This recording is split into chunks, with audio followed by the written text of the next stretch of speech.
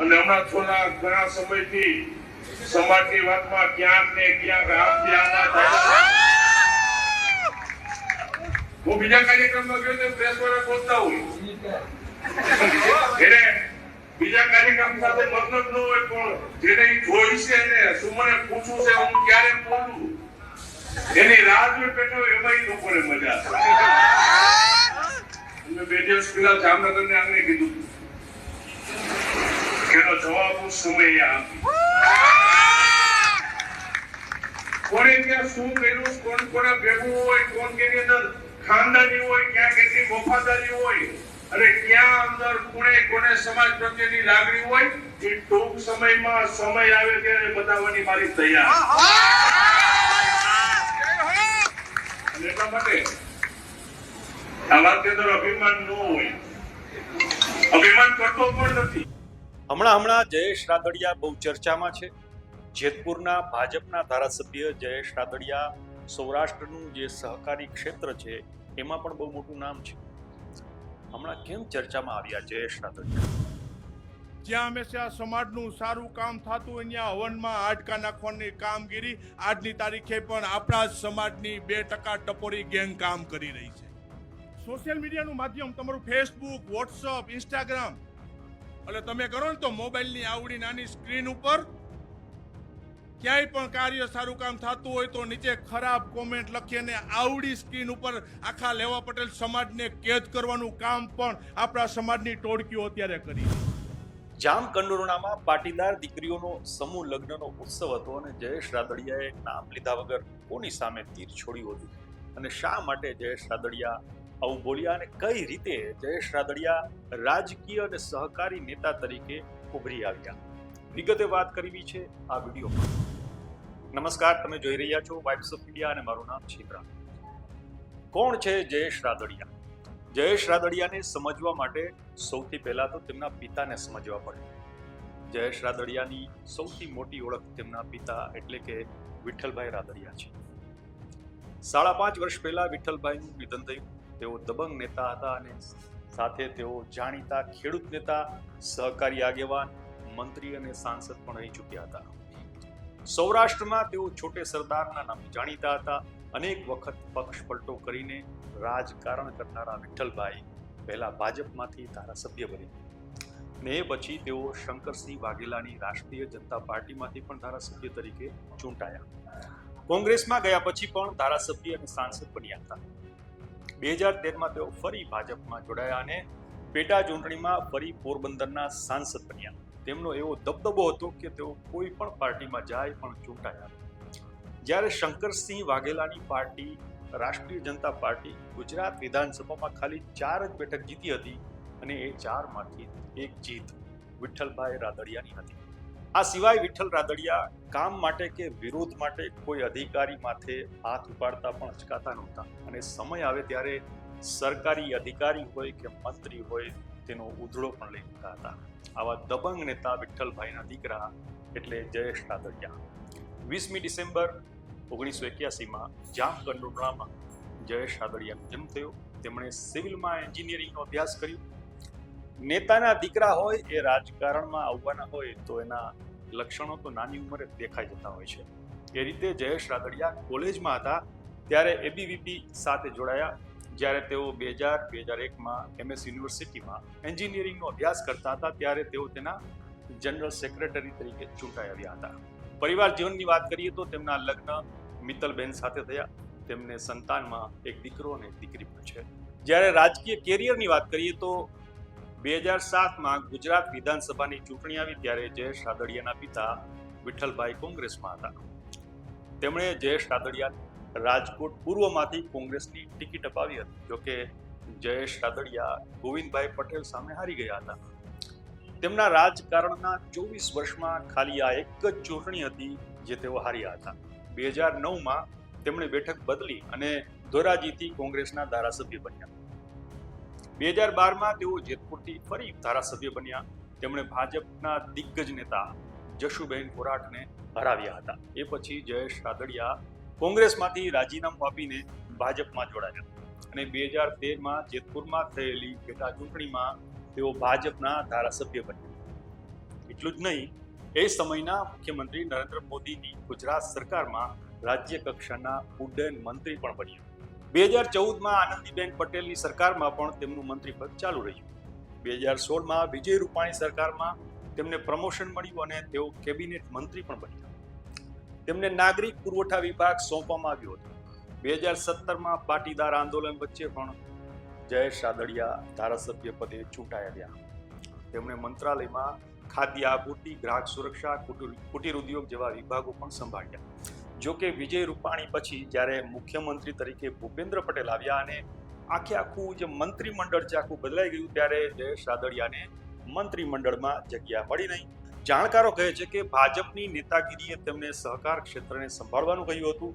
સહકાર ક્ષેત્રની વાત કરીએ તો સહકાર ક્ષેત્રમાં જયેશ રાદડિયાનો દબદબો છે. ઇફકોમાં તેઓ બોર્ડ ઓફ ડિરેક્ટર ચૂંટાઈ આવ્યા.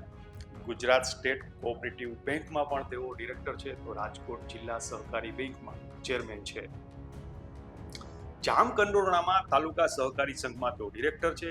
સરદાર પટેલ સેવા સહકારી મંડળીમાં તેઓ ડિરેક્ટર છે. આ ઉપરાંત રાજકોટ દૂધ ઉત્પાદક સંઘ એટલે કે રાજકોટ ડેરીમાં પણ તેઓ ડિરેક્ટર છે.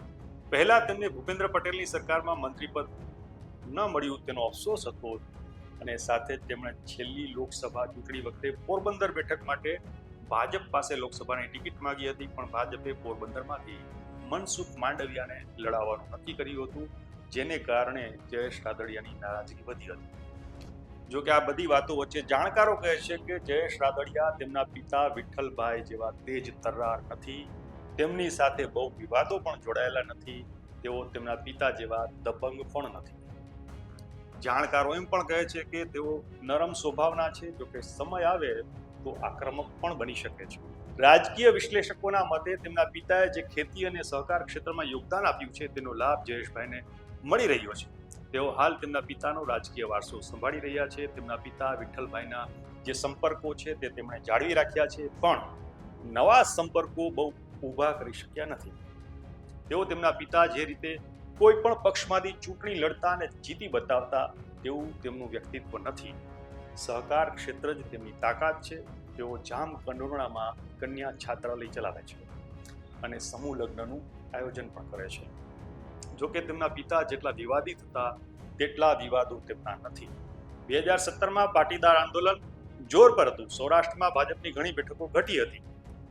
ખોડલધામ સહિતના પટેલ નેતાઓ ભાજપ સામે પડ્યા હતા, પણ જેતપુરથી જયેશ રાદડિયા પોતાની કાબેલિયતથી વિધાનસભાની ચૂંટણી જીત્યા હતા. 2020માં રાજકોટ જિલ્લા સહકારી બેંકની બોડી પૂરેપૂરી બિનહરીફ કરવાનું કામ તેમણે કરી બતાવ્યું હતું.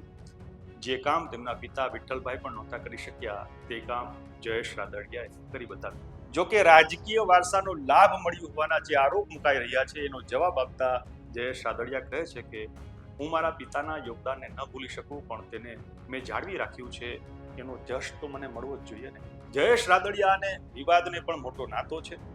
એની વાત કરીએ તો 2024ના મે મહિનામાં ઇફકોના ડિરેક્ટર પદની ચૂંટણી તેમણે જે પ્રકારે લડી તેના કારણે વિવાદ થયો હતો.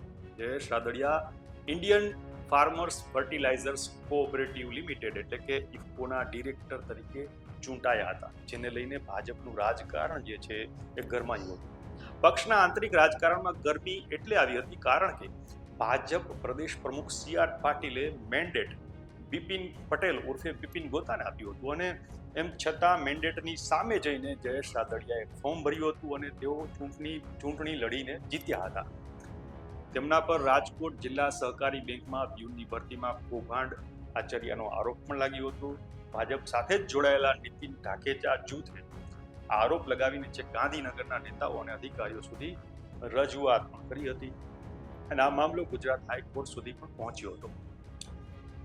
હવે જયેશ રાદડિયા છે એનો વિવાદ નરેશ પટેલ કે જેઓ ખોડલધામ ટ્રસ્ટના ચેરમેન અને સૌરાષ્ટ્રના મોટા કદના પાટીદાર ઉદ્યોગપતિ છે, પાટીદાર નેતા છે, એમની સાથે કેમ શરૂ થયો એની વાત કરીએ તો 2017ની ચૂંટણી વખતે પાટીદાર આંદોલન જોર પર હતું અને કોંગ્રેસે સૌરાષ્ટ્રમાં મહેનત કરી હતી. જેતપુરથી જયેશ રાદડિયા ભાજપના ઉમેદવાર તરીકે ચૂંટણી લડી રહ્યા હતા અને ત્યારે કોંગ્રેસની ટિકિટ પર રવિ આંબલિયા ઊભા હતા. હવે આ રવિ આંબલિયાને ખોડલધામના પ્રમુખ નરેશ પટેલે પડદા પાછળ ટેકો આપ્યો હતો એ વાત જ્યારે બહાર આવી ત્યારે જયેશ રાદડિયા અને નરેશ પટેલ વચ્ચે મનદુખ થયું હતું.